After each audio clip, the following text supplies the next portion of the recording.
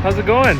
Today we are up in Amaranth, Manitoba, north of Gladstone, and we're looking at a N560F and a C850 drill. We're in the field today planting soybeans, getting dirty.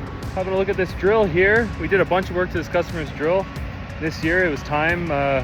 He's put a pile of acres on it. He does a pile of acres a year, about 8,000 to 10,000 acres a year, and yeah, did some work. So kind of go through what we did on this drill and cart.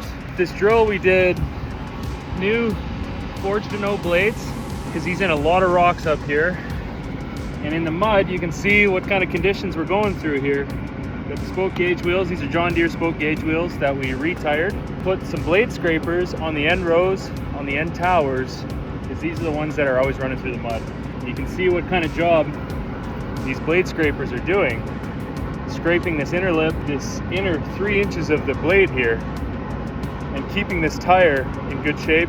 We're not wearing out tires anymore, which is good, and keeping these blades from stalling. And you can see how much mud is in here. Look at all this mud, my goodness. We did some bearings, just closing wheels, firming wheel bearings. We did new 3-inch hose on the drill. We did new towers and manifolds. Sorry, not the towers, just the manifolds. He was wearing out the John Deere caps. The cone on the John Deere caps is wearing out, wearing holes in them. That is a common problem. We're switching it out with our Agri stainless manifold on the seed run and the FERT runs, both, so you no longer have worn out caps. These rubber caps here are easy to take off. They just peel on and off, just like this, and are 100% leak-free forever. You will never wear through these caps, and if you ever did, which it's like, I've only had a few in my life, and it's 15 years old, this cap is $22, not $270. In fact, this whole manifold is cheaper than just the cap from John Deere.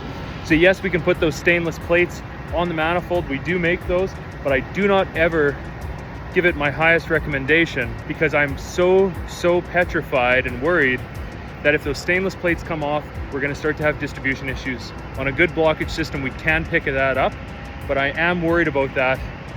If we ever didn't glue that stainless plate on correctly and it falls off, then our stainless plate is floating around in that manifold and giving us distribution issues. So for the risk, we run one of these manifolds. It is cheaper than just the replacement of the cap, and we are much better off in the long term.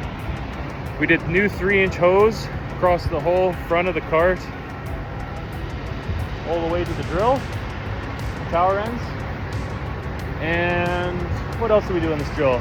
Forged no blades because of the rocks, new tires, pins and bushings, blade scrapers. I think that's about it on this drill. I think that's all we did.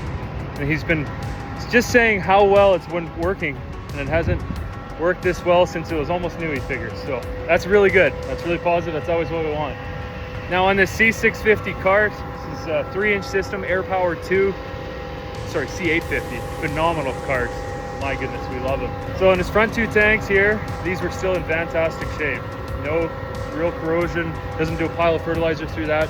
The rear tank was always the nitrogen tank. It always got the fertilizer. The second from the rear tank here also had a bunch.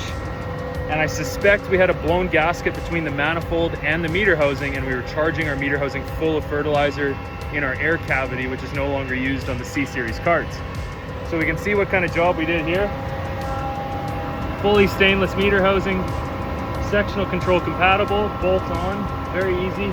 Able to maintain the easy swing clean out gate, which is phenomenal. Complete stainless lower manifold, complete stainless meter. The funnel inside the tank, that is always so critical to do that. We pull the funnel out and we're never going in there again. So we're doing funnel, our mounting plate, our meter housing, our lower manifold, and all the seals, and sealing these carts, sealing it right back up to where we got it. So really phenomenal job that this grower did here. He's at the acres now. We're 160-foot disc drill doing a pile of acres, and a C850 is not keeping up anymore. So you'd like to be doing it faster, adding a second drill, which is super positive. So now we can keep these drills. We just have mechanical stuff to fix on them.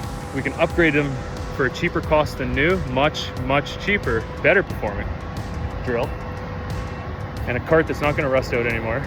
It's a really nice system here. He's running a 9520 RX on the front. He's pulling it. It's got its work cut out for it.